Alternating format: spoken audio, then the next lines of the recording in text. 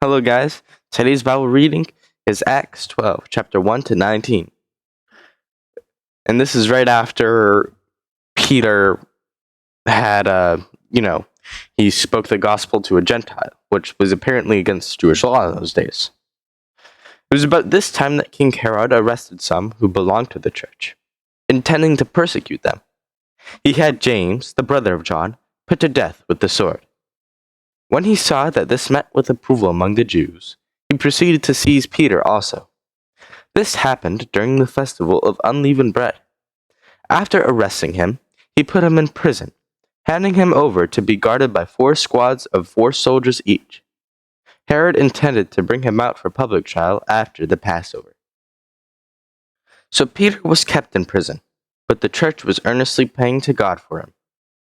The night before Herod was to bring him to trial, Peter was sleeping between 2 soldiers, bound with 2 chains, and sentries stood guard at the entrance.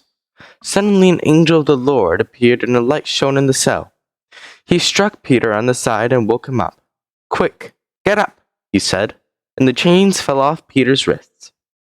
Then the angel said to him, "Put on your clothes and sandals." And Peter did so. "Wrap your cloak round you and follow me," the angel told him.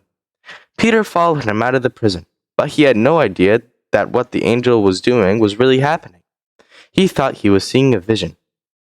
They passed the first and second guards and came to the iron gate leading to the city.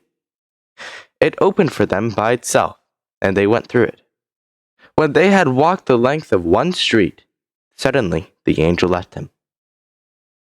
Then Peter came to himself and said, "Now, I know without a doubt the Lord has sent his angel and rescued me from Herod's clutches and from everything the Jewish people were hoping would happen." When this had dawned on him, he went to the house of Mary, the mother of John, also called Mark, where many people had gathered and were praying. Peter knocked at the outer entrance, and a servant named Rhoda came to answer the door. When she recognized Peter's voice, she was so overjoyed she ran back without opening it and exclaimed, "Peter is at the door!" "You're out of your mind," they told her. When she insisted that it was so, they said, "It must be an angel." But Peter kept on knocking, and when they opened the door and saw him, they were astonished. Peter motioned with his hand for them to be quiet and described how the Lord had brought him out of prison. "Tell James and the other brothers and sisters about this," he said. Then he left for another place. In the morning, there was no small commotion among the soldiers as to what had become of Peter. After Herod had a thorough search made for him and did not find him, he cross-examined the guards and ordered that they be executed. Now, let us remember, Peter was so heavily guarded by soldiers. It was basically, from our perspective, guaranteed, and by the Jewish leaders also, that he was going to be executed and put to trial. But the Lord saved him.